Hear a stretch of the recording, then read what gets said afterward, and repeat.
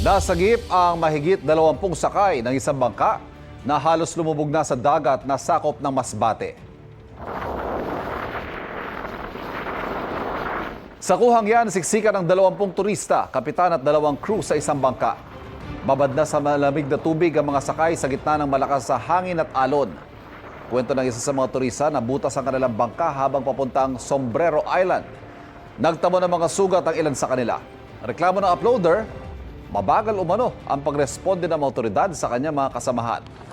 Paliwanag naman ni Commodore Jeronimo Tobilla ng Coast Guard District Southern Tagalog, mobile unit lang ng PCG ang nasa San Andres, Quezon, kung saan nanggaling ang mga turista.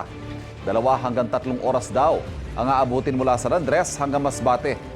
Bangka raw ng volunteers ang ginamit ng mga rescuer dahil posible ring tumaob ang uri ng bangka ng PCG dahil sa kondisyon ng dagat.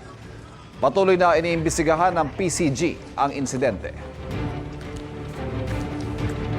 Kapuso, huwag magpapahuli sa latest news and updates. Mag-iuna ka sa balita at mag-subscribe sa YouTube channel ng GMA Integrated News.